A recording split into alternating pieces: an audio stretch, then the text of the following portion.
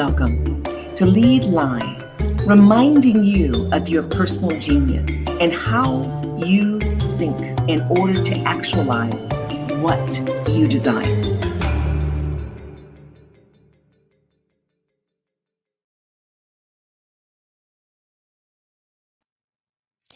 Happy holidays. Hopefully that's exactly what you're experiencing. Wonderful time in reflection, you're resting, or maybe you're not resting. You're spending some remarkable time with loved ones, hopefully up close. But for many of us who cannot be there one-on-one with our loved ones, ideally we're leveraging other means to get there through phone, through LinkedIn, through Facebook, through Zoom.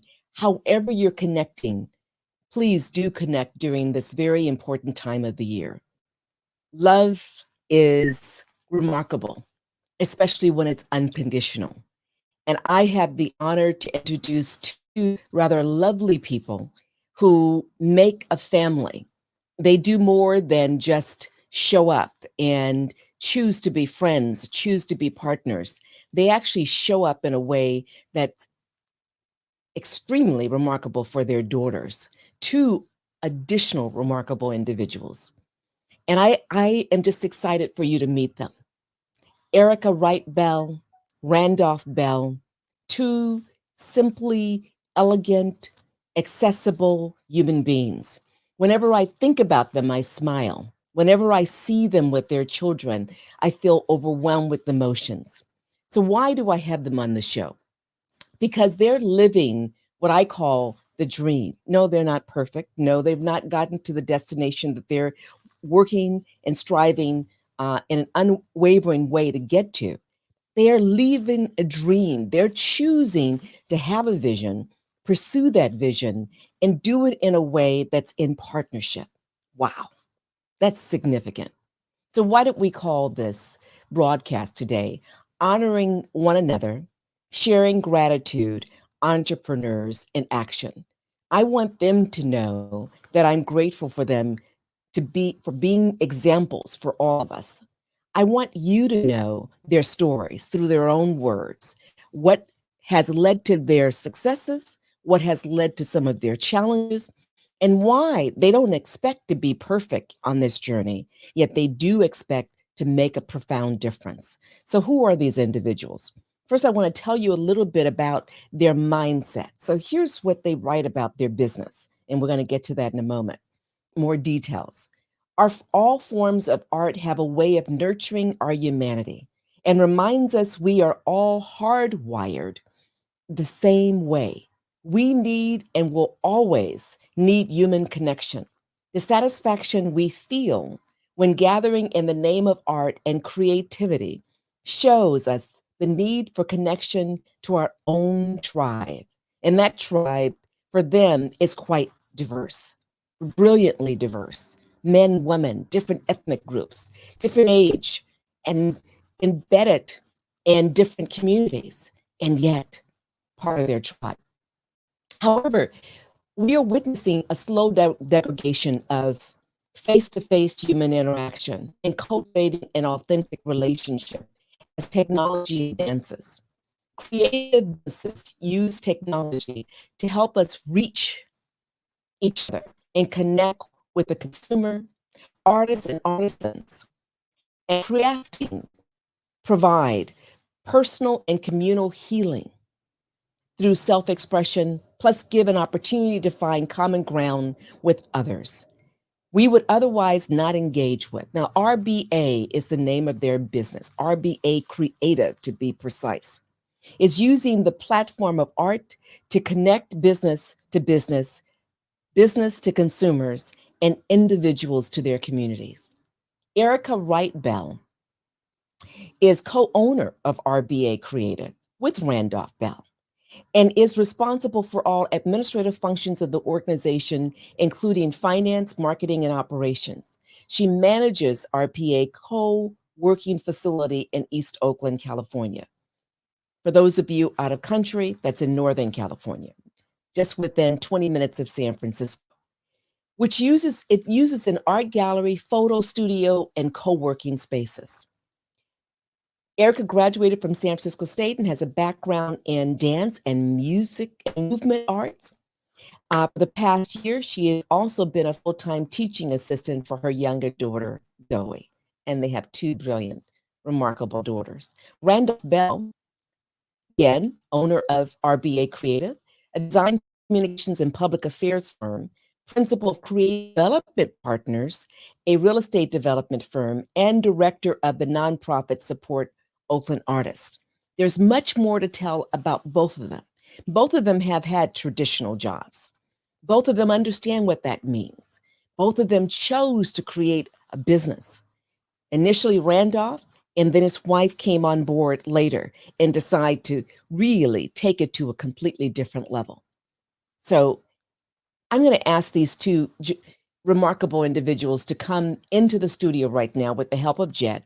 And as they do that, let me tell you the vision that they have. We are fostering, as they say, an authentic human connection in a digital world through creativity. And their mission is to provide shared workspaces, as you've just heard referenced earlier, to foster new relationships between business owners, community events, and exhibition space for visual artists to connect with the public and always to have a place to show the artists to show their art. So, Erica, Randolph, thank you for joining us today. It's great to see you both. Thank you. Happy holidays. Happy holidays. Thank you for that introduction. Oh, almost brought tears to my eyes. Oh. And why is that? Well, when you're just going, trying to make something work, and then somebody actually reads it the way that you did, and you just built it up so nicely. It's like, yeah, that is what we're trying to do. Yeah, that is what we're doing. You don't take the time to think and always stop and be grateful for it. You know what I mean? And try to, toot your own horn. You're just trying to make stuff happen. So it's nice to hear. And I'm so pleased that you use the active word. We are doing this. And I've seen you do this. And you're doing it in ways that I don't even know until I take a look at Facebook sometimes, or I drive by and I see folks outside your business. They can't get in. It reflects a need.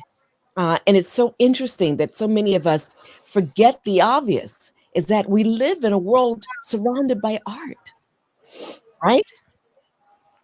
Mm-hmm. Mm-hmm. So let me ask you something. Why choose to take on this responsibility to co-create with your husband, Erica? Well, first of all, I should, to lay the groundwork, I had been going through a process in my life to come to a point where I was ready to really just jump off the cliff and go really straight into an entrepreneurial type of world with my husband. When we met, I was, used to having, like you said, traditional jobs. And our first business together was actually real estate. And it was during the time when real estate sales it was the first bubble before it crashed. That's when we got into it. I was particularly unhappy at the job that I had, and I really wanted to give this a try. I was coming from a property management company, and I thought, oh, this might be a really good switch. And, we were coming together, and I thought, oh, this would, I really want to try this, right? And Randy knew my background, and he knew where I came from. I had parents from the South that were like, you're lucky if you can, it's important for you to have a job. It's a privilege to earn money. If you have benefits, what is wrong with you quitting your job? My mom was not happy with me when I told her that I was quitting my good job with benefits to go do this, right? Mm-hmm. So, when I told Randy, we should do this, I want to do it too. And he so politely told me that I don't know if you about this life, Erica. You know, you're kind of a punk. He very politely called me a punk and said, I don't know if you should be doing this. Are you sure? And I said, no, what, you know, what? Like, yeah, I want to do it. No, she didn't say that.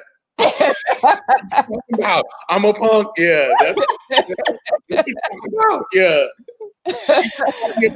You're like, Yeah. So, you know, we did it, and I found out I was a punk. Yeah. And,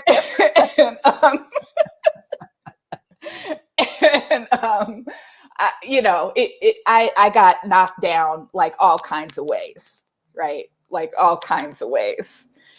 And we were married right before that, right before we did that, right, Randy?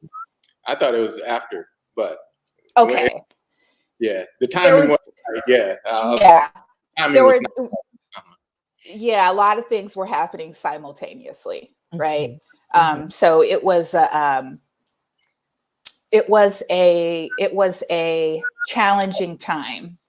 So that ended, and throughout the years, I stayed home. I had jobs. I stayed home. I had a job. I decided to become a Pilates instructor because I have this movement background. I did that for a while. And, but I always felt like I wanted my priority to be the girls. And I just couldn't find my thing, really.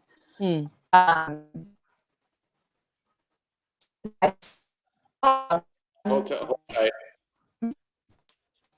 It's Yeah, we have a little bit of disconnect in terms of your connection, Erica. So Randolph, I want you to, as Erica gets back, she may have to shut down and then come back on, talk with us about why you thought you could do this, and especially understanding the reality. And I knowing your mom, she probably told you something similar, but also gave you wings to just take care of business.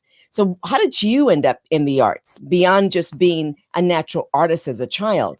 How did you choose to create a business? And then beyond that, be part of two major entrepreneurial efforts?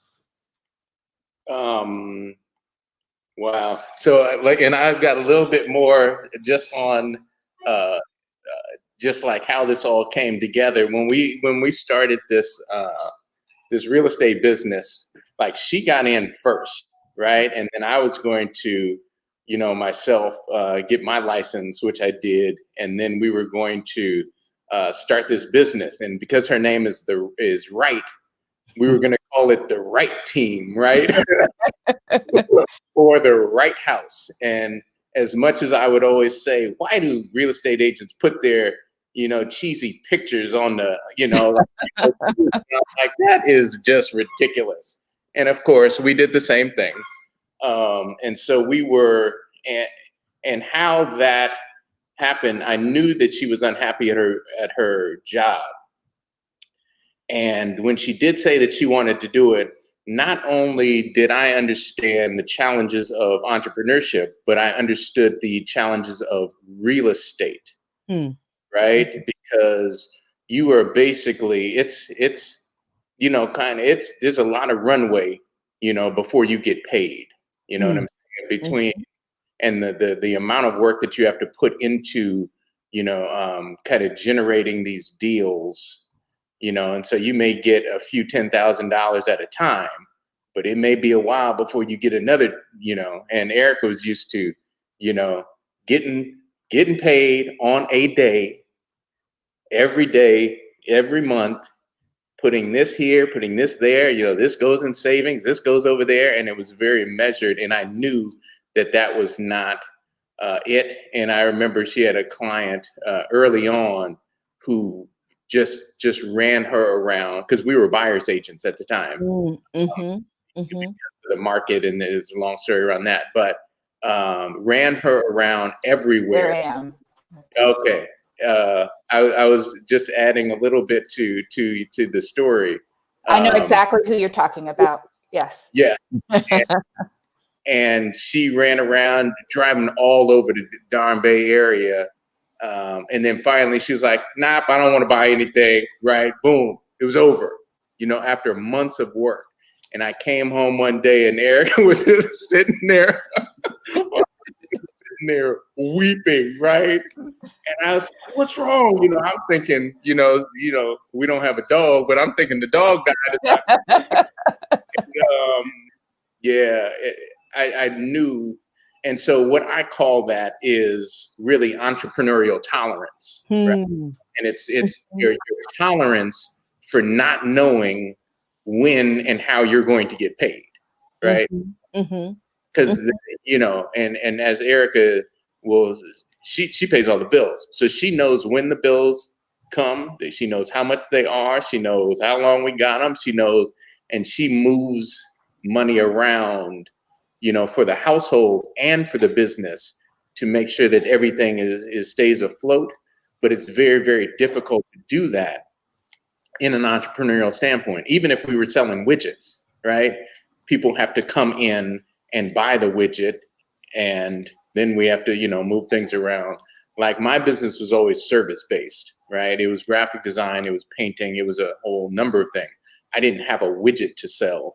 So again, there was always a long run up, towards me doing the business development work, going out, meeting people, glad hand, and all the rest of that stuff. And that's another area I think that Erica had to get accustomed to. Like when I'm out, at a reception, I'm not out at a party, right? I'm out there, just trying to see who I can see and, just making an appearance and blah, blah, blah. And then trying to parlay that into a deal. And so I think I always wanted, to your question, I think I always wanted us to have a family business. I saw that, for a number of reasons. I learned early, I'm over 30 years in business right now, right? And so, I had some jobs along the way when it got, when it was prudent for me, or when I was highly encouraged to get a job. There were some jobs along the way, and they were really, really fantastic experiences for me based on the consulting work that I'm doing. But I always knew, I think my first business, and when I really kind of gave up on business, on jobs for the first time, I was probably 19 or 20 years old. I didn't always do well in job settings because I know you're always getting paid less than what you're worth. Right? And I wanted, I knew I had these talents, certainly encouraged by my mom. She would get me little gigs. And so I knew that there was something there, and that would provide me kind of the flexibility. But I also, when Eric and I got together, I also knew that would be a great way for us to have the kind of flexibility and unlimited upside that we wanted. So I think there's a question that any rational person would have, Erica. Considering your initial experience, how is it that you turned things around for yourself and you chose to get back in business with your husband, with Randolph? Well, that was years and years and years of a process that I went through. That was, let's see, when we got out of real estate, that was probably 2006, 2007, maybe. It is about to be 2021, and we only had the business together for 3 years. So it was a long time of me actually going back and forth to the original job that I had when Randy and I got together before we went into real estate. I just remembered this earlier today, and I said, I'm going to tell it, along with, Randy politely calling me a punk. When I quit my job, my boss asked me what I was going to do. And when I said real estate sales, she literally burst into laughter. This is Denise, Randy. She literally burst into laughter. And I just thought, what the heck? So, and the big boss said, it's a revolving door. Sometimes you're always welcome back, So I took advantage of that for like 10 years. And going back and forth and trying different things. And I think the last job situation I was in was not there. It was a different place. And I think I finally kind of like cried uncle and said, I think I realized this just is not going to work for me. And I need to have enough faith in myself to really give it a go with my husband. We were about to, I had told him that there was a place next door. We knew our landlord. He had a relationship with her, and she owns the building, and she has a space next door to her business. And it had been open for years. And knowing Randy, like, I'm not sure exactly what he was doing right before. I can't remember exactly what he was doing right before we got into this, but I said to myself, I know he's going to want to jump in and do something in the next, whatever, like the time, the clock is ticking. He's going to want to do something. And I mentioned to him, maybe this is a good time for you to try something like oaklandart.com again. Dr. Okamoto's space is available. She likes you. Why don't you go talk to her? So one thing led to another. We had a lot of different conversations with her. We started getting technical assistance. And when I saw that this thing was about to become real, I said to myself, he said, I got this. I can do this. But I said, you're not going to be able to do this without me. I knew that he would not be able to do this without me. So I stopped what I was doing and decided to find a place for myself within the business. And that is a process too, being husband and wife, and he's used to being on his own and doing things a certain way. And I'm the one who comes from a different type of job background, and I have more skills for paperwork and being really detail oriented and, having to report to people and stuff like that. So I just said, if you're going to have a space, you're talking about really opening it up now. So I just felt like you can't do this by yourself. Like, I have to do this. So that was even a process too, to find my footing within the business as it got going. And we were figuring out for ourselves actually what it was going to be. Because what you read in the intro, that got written probably a year ago. So it's just this continuous process, and we're not done. Yeah. And that's powerful. You're making clear that you develop confidence in yourself. And Randolph, or Randy, as you call him, endearing, had that when he was 19 years old in one space, not where he's at right now, much more matured, both of you, as you work through a lot together.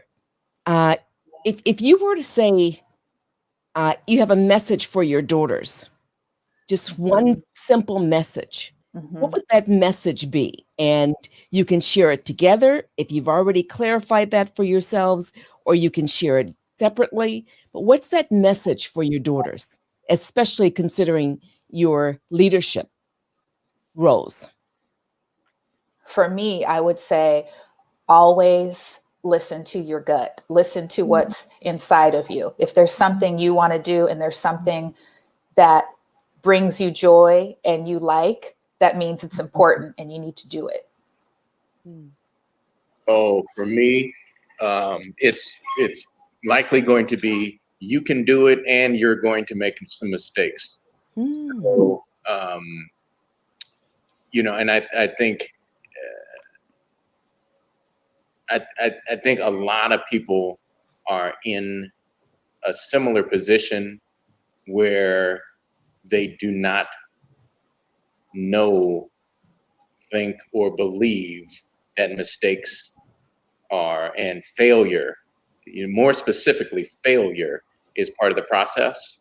And I think that was part of the I'll even call it a challenge that I had with Erica, because there was another business, and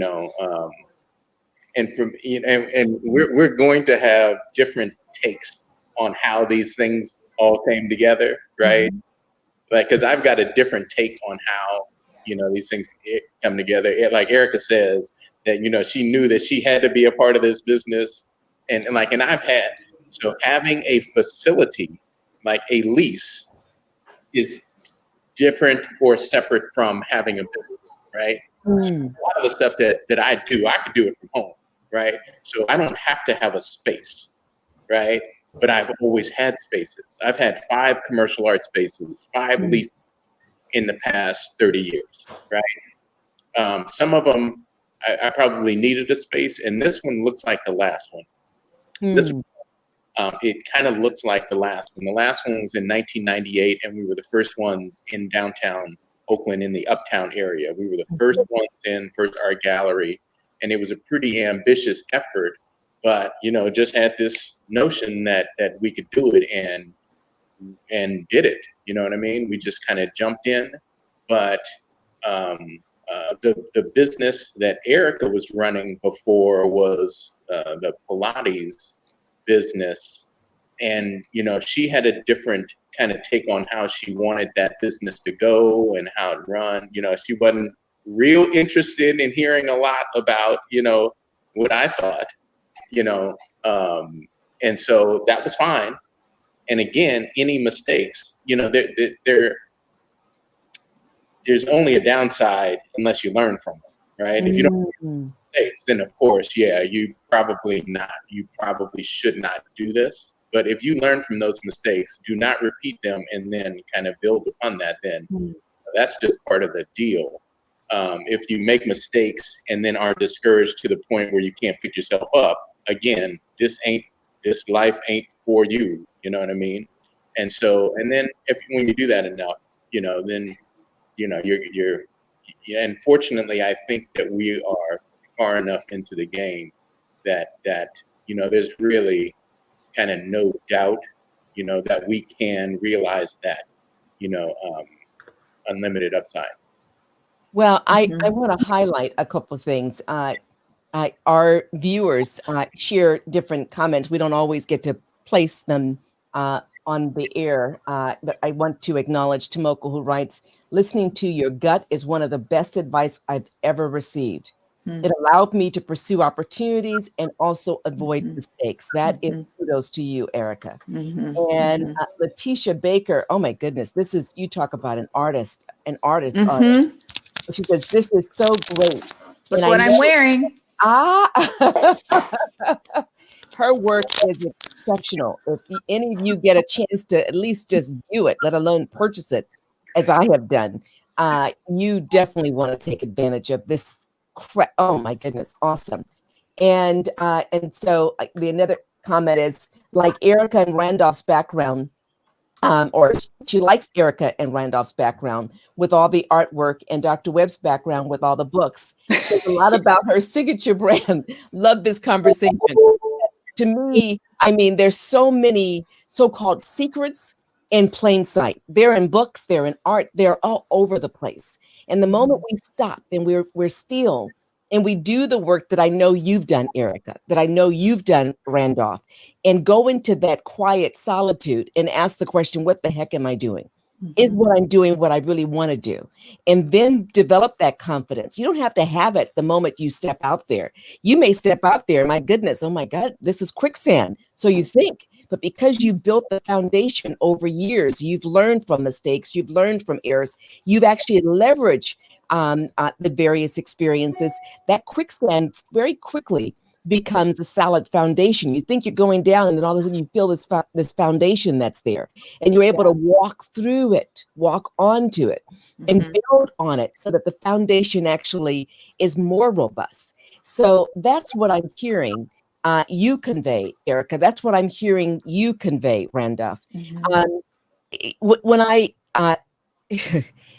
think about you, I know some things about the two of you that's not so obvious. A lot of folks go through life, and even when they're building a business, they're not taking care of business, right? So, Erica, you talked about, and Randolph complimented you in terms of taking care of the micro details, the bills.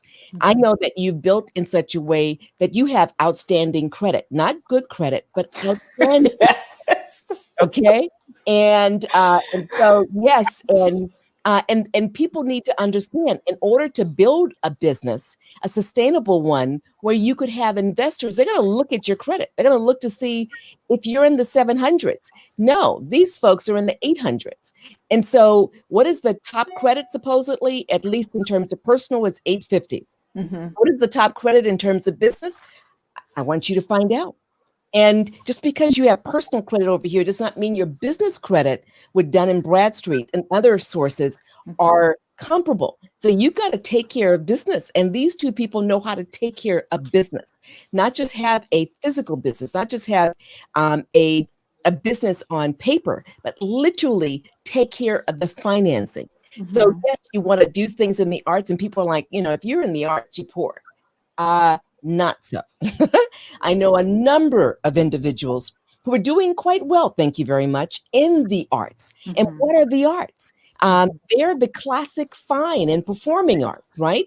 There's also, what's performing art? Yes, it's dance, it's music, playing an instrument. It's also sports. That's an art. And we know so many examples of people doing well. But the key thing that leads you to that place of doing well is mindset. Is that correct, Erica? Is that correct, Randolph? I think so. And what you think about. Yeah. Yeah. So that was something that that's my process, is changing my mindset. That's what I was doing all those years, is learning how to change my mindset. And I have to point out that as I was going through my process, I was living in a different paradigm than my husband was. Right. So that definitely made it difficult at times. And we still have our own individual journeys and purposes and things that we have to learn.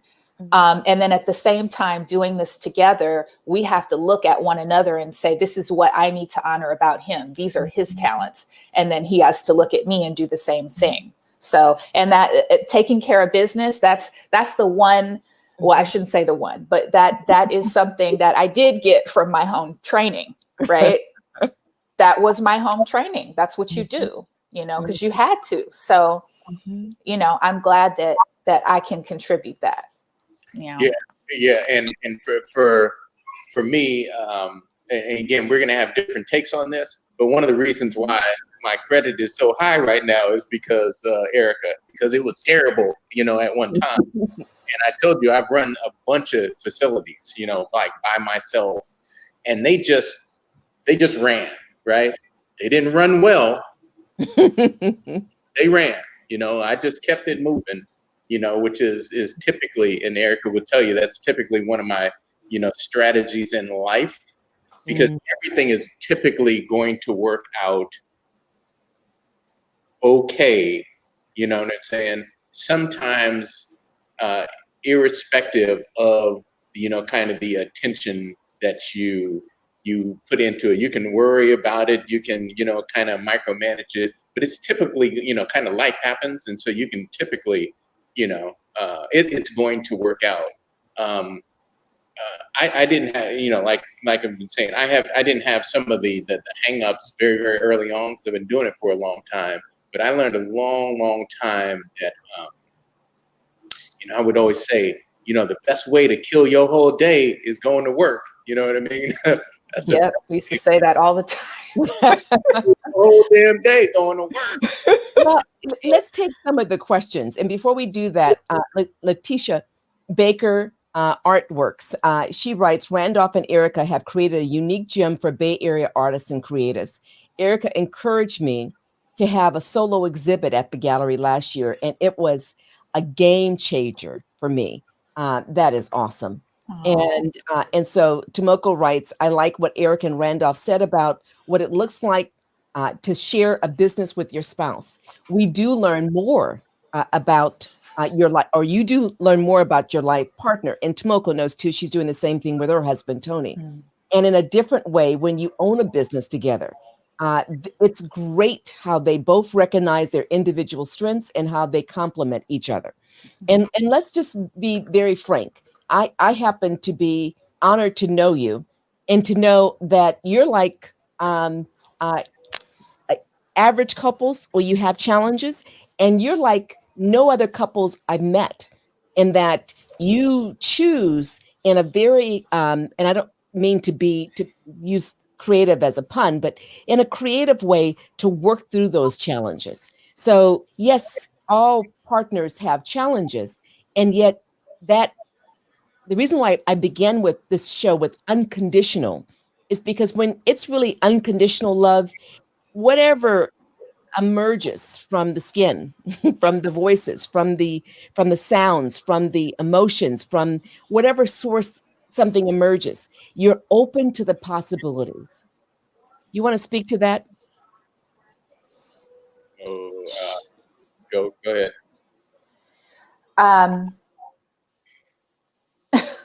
You go first. Here's one of the things that,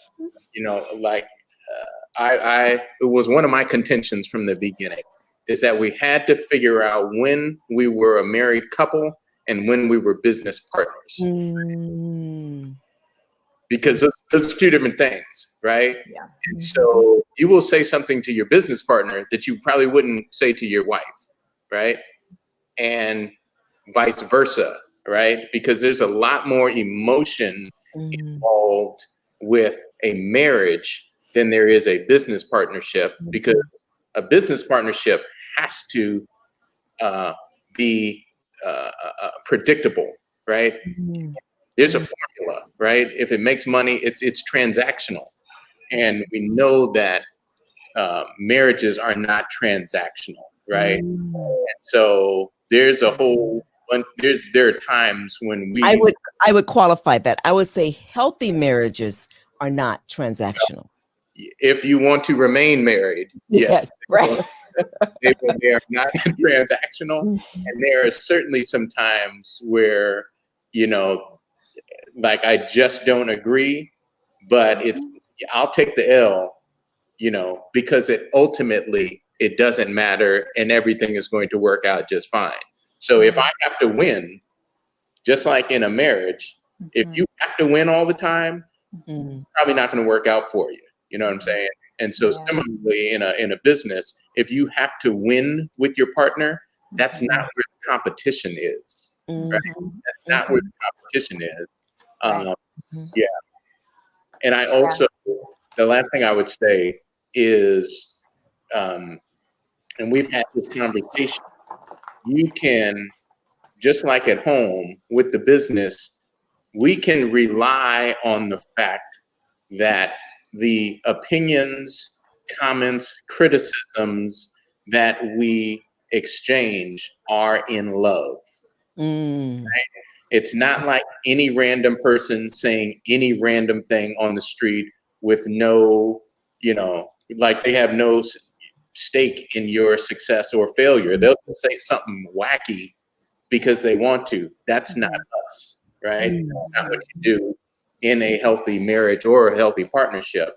So even if it hurts, or if it's not, kind of received well, I'm not trying to hurt you or anything. So yeah, I think it's a daily practice. It's something that you work on every single day. It's something you choose to work on every single day. And I think, number one, we decided that we were going to stay married. Do you know what I mean? Some people look at it differently, that divorce is an option, that, not getting along and living like roommates and things like that is an option. Having an unhealthy marriage is an option.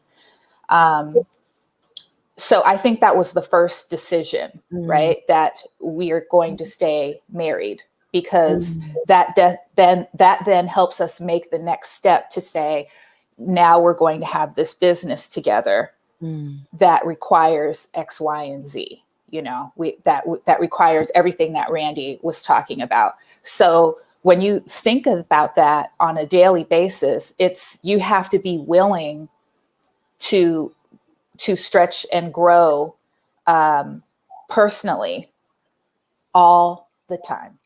Yeah, it's work. Yeah, it's work. I'll just say, in my notes and in response to something that you mentioned earlier, you just mentioned strategies for success. And in my strategies for success, like Erica says, there's no options.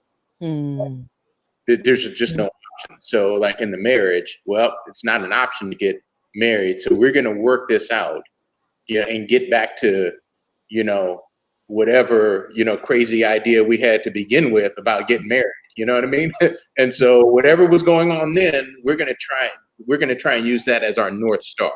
Right. And it's kind of or cliche to say, we want to go back to, and that is so difficult because you can't go back to that place in a lot of regards, because you're 15 years older, right? And you are a different person, right? Yeah.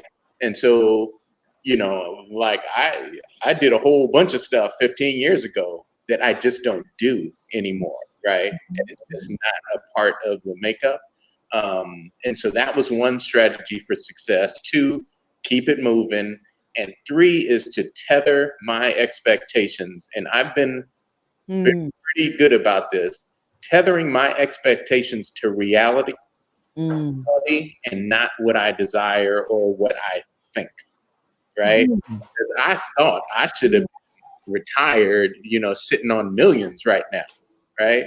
That's what I thought. But that wasn't for me, right? Sure, it could have happened, and it's a lot of times it's kind of the difference between what is, possible, what's reasonable. And so, yeah, it's tethering my expectations. Timing is one, because we tend to think that things should happen in this particular timing, in this particular order, based on what you think, right? Then life gets in the way, and it tends to throw people off their game, right? And so now, instead of going towards the target, you're going away from the target because you've been thrown off, and you're not able to be resilient and flexible and resourceful in the process. And so that's something, that just comes with time. So when I'm hearing, when you say tethering expectation, my initial reaction was, no, you still have your expectations. But now I think I got it better. You have a vision. You had that North Star, and you have it collectively. So any of these intermittent expectations of something that is not consistent with that, you've let go, is what I'm saying. Yeah, I think what I'm saying, reality is absolute. Yeah. Well, right? The truth. Yeah, I'm going to challenge you on that. And I think we've got 7 or 8 questions, so I want to come to some of those too. So what is reality? And I don't mean to be too esoteric. Let's be very clear. Somebody could say to both of you, reality says you should have never built that business, and there's no way you could be successful, and you have been successful, not in the way that you're going. Your end goal is, and moving in that direction. You've had major successes along the way, whereas many businesses have shut down. You're still open, and so the question is, what is reality? I want to take just a second, think about it. Don't answer it right now, because I want to come back to it. I want to take one of the questions. Jack, can you bring up the first one? Why art in terms of a business and not some other asset for the community? Oh, for me? Yes. I was a blue ribbon artist at the age of 8, right? And when I figured out that I could get money for it. Oh my goodness, it's on. So, and actually our daughter, they've got a number of different assets, right? They both speak Mandarin, and the older one is a fantastic artist. Extraordinary artist. Like she just turned 15 yesterday, but for the last few years, she's been getting money,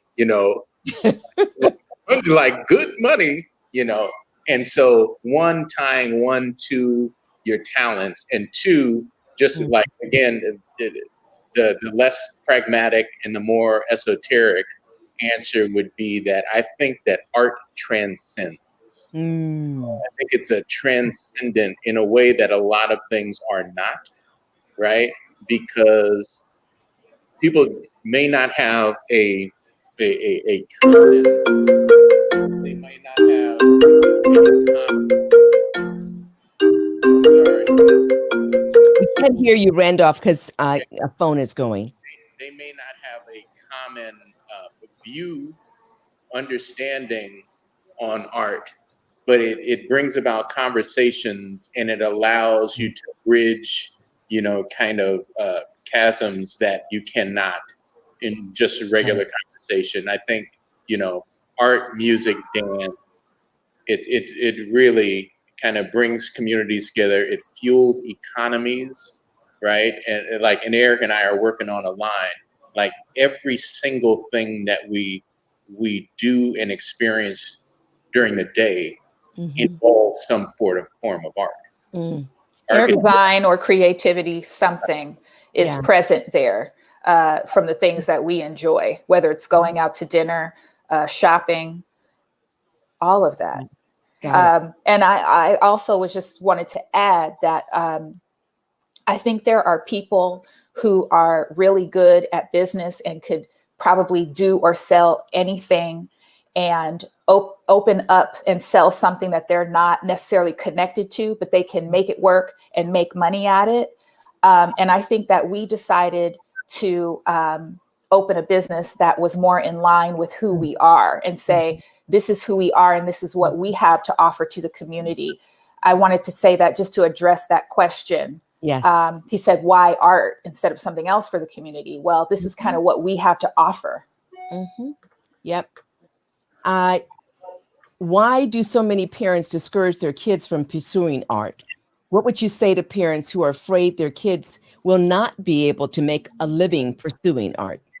I was one of those kids who was told not to pursue my art. And I actually went to school with a bunch of kids who experienced that, especially as a dancer and a woman. Competition is really tough. But I think if that's what you do, like, especially for dancing, I could say there are some people who are just built for that. They are just built for it. And you know it because you just can't stop. You just have to do it. And then there's some of us who, like some of my other friends, they decided to teach, further their education and teach in community college or at a university or something like that, or in high school. I think that it is worth it to keep pursuing your art, even if you end up doing something else to earn a living. You don't give up the art. You don't give it up because you don't know where it's going to take you one day, and you just never know what's going to come of it. You never know. That Randolph used that reflects the work that you both are doing in partnership, and that is transcends. It transcends. This next question, Jet, can you pull it up? What is it like working with your mate? Wow. We kind of went over that a little bit earlier too. You did. I don't know if there's a succinct statement you want to make, because there's other questions too. Yeah. Okay. Sometimes it's great and sometimes it's not. There you go. Yeah. Okay. Next question. Yeah. Jet. My husband and I work in corporate settings. We have children. We love to break away from our 6 a.m. to 9 p.m. jobs to spend more time together, build something for our families. How have you done this? I think you've also spoke to that. Is there Anything else you want to convey? I will specifically say, and this was the thing that the kind of conversations that we may not have with strictly a business partner that we have as, husband and wife. And this is something like, so for Erica, I've been trying to impress, like, where else would we be able to do exactly what we're doing? Because many, many years ago, she said she wanted to spend time, that quality, formative years with the kids, right? So where else can we do this? You know what I mean? Except for to have a business, that brings in a sufficient level of money. Could we make more doing something else? That's possible, but Maybe. Could we be at every school event? Could Erica be home, most of the time during COVID, teaching the kids? Like, could we, take off Wednesday and then go into work on Saturday? Nope, can't do that. You know what I mean? I think you have to decide what your values are in order to do it. And because that's where it came from for us. So if you can decide together what the values are, then you can begin the journey to figure out how to make that happen. And it depends on what they want to do, but it didn't come without trial and error. Yeah. And it didn't come without struggle, for sure. It's very difficult. And to wrap in some of the previous questions, if your paradigm, suggests that you can't do this, you have to do this. Right. And specifically, like this 6 a.m. to 8 p.m. Like, I can drop the kids off at 9 a.m. if I want to, 10 a.m. if I want to, and I can work late if I want to, right? Yeah. So, it is the difference between, and that's, again, tethering reality to expectation, right? It's, what are we supposed to make, right? Do we have to make $1 million, or can we make something less than that? Yeah. And call that, success. Yes. Call that success, and then allocate a value to what we have gained in terms of being able to spend time with our family. My view was either I'm going to take care of them or somebody else is, or I'm going to hire somebody else to take care of them. And I wanted to be the one to take care of them and to be present, to be able to be present. When you have a career like in today's world, it's not 9 to 5. You're theirs. You belong to them. If you have some measure of success and you're in corporate America and you're climbing that ladder. I've seen other people go through it, and I feel like, gosh, they really belong to them. They really belong to that company, and I wanted to belong to my family. So trial and error. It doesn't work for everybody. It doesn't work for everybody. And to the other, deal, like some people, they have it in their mind that artists have to starve. And that's like really one, kind of a view of what an artist is. What are we even talking about? Are we talking about a painter, a musician, like what are we talking about? Are we talking about? And when we opened, Randy, you stated, this is not a gallery. We are not, selling paintings for a living. This is a space for artists to have their own personal gallery so they can run their own business. Because coming from his background, the belief is when you're an artist, you run your own business. You don't wait and rely on somebody else to sell it for you. Don't wait while you sit and create. Somebody else is not going to do that work. You have to do it for yourself. And so we wanted to have an environment where people could support each other to do just that.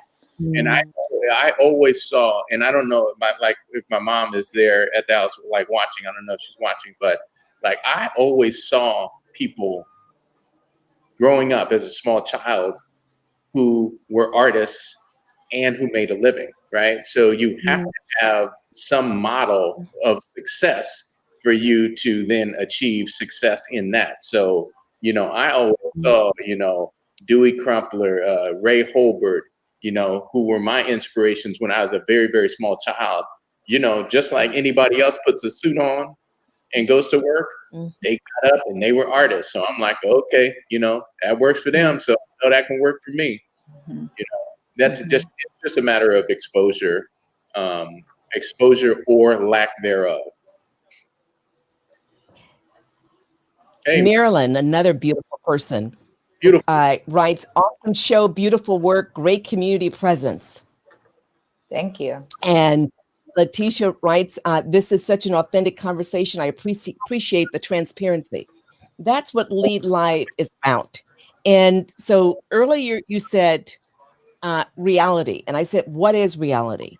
And both of you have provided so much substance to remind people that reality is what we create. Yeah. We're creating reality every moment with our thought, our mindset.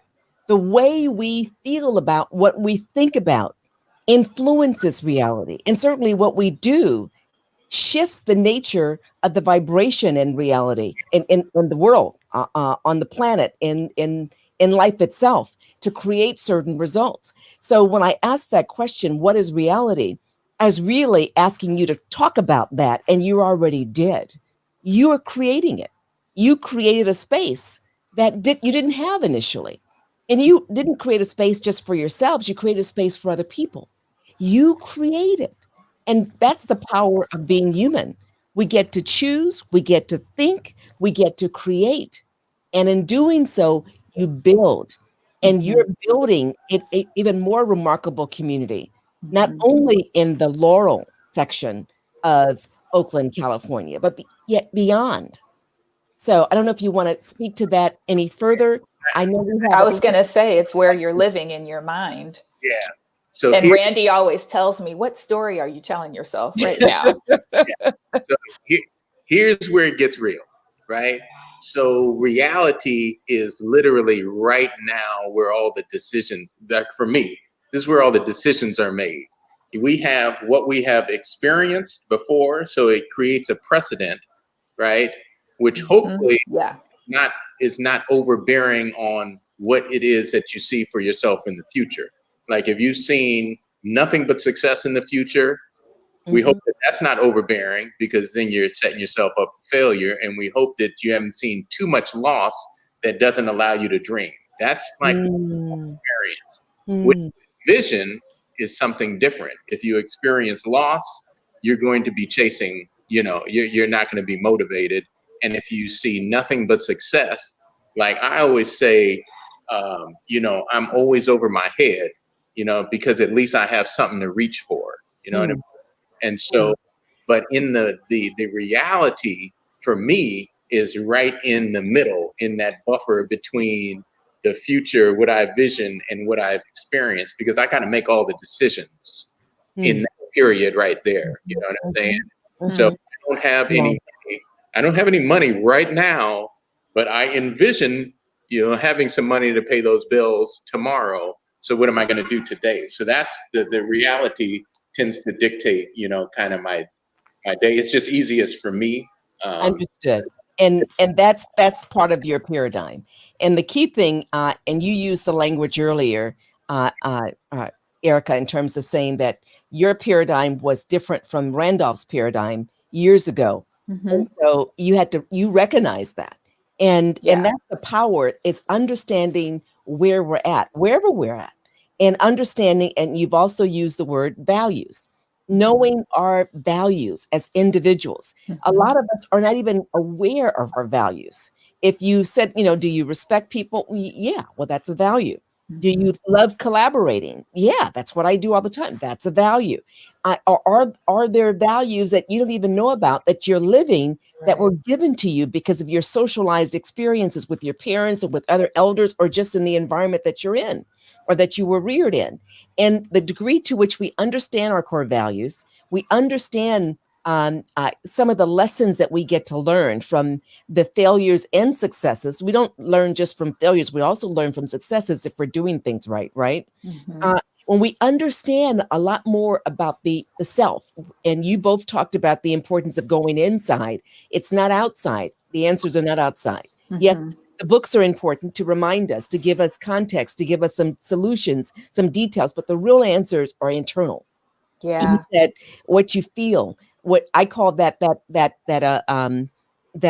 intuitive mind, which is a real mental faculty. It's one of our higher mental faculties. I think one of the highest, if not the highest, is imagination, which is required when you're in this creative space.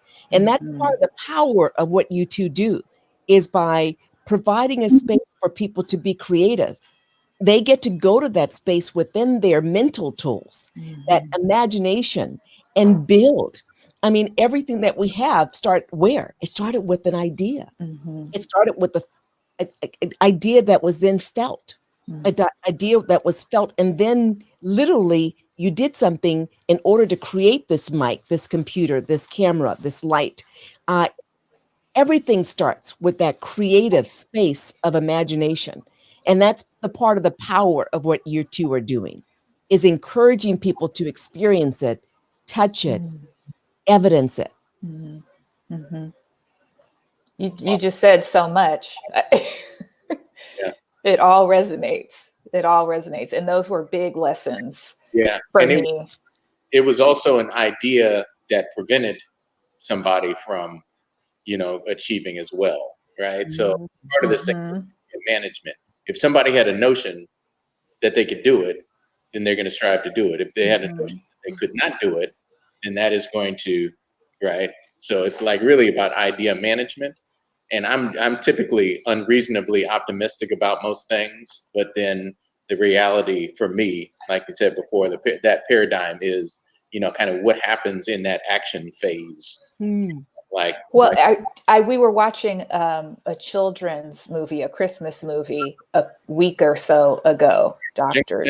Jingle Jangle. And I remember the little girl saying, whether you think you can or you think you can't, you're right. Exactly. And I thought, oh man, I need to remember that.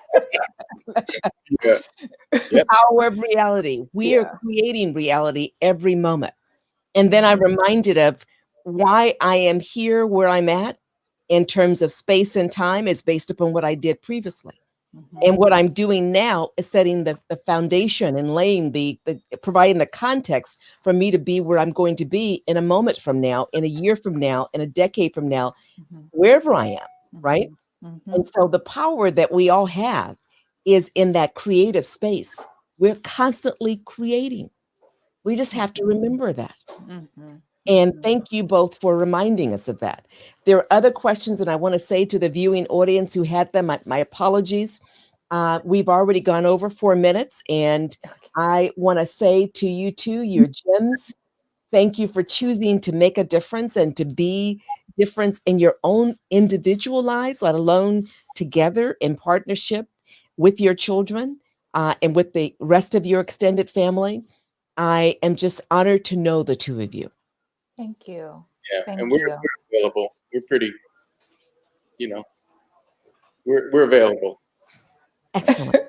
Excellent. We're honored to know you too, Dr. Webb, really. Absolutely. Yes. Absolutely. It's been fantastic. Yes. Anything you would like to share with the viewing audience before we take it away and say and remind people to stop, relax, reflect, enjoy being who they are. And if there's a space within you that's not okay, it's okay. You're human. You're like the rest of us. Right. You don't have to be perfect. None of us are perfect. Just find that space that keeps you grounded.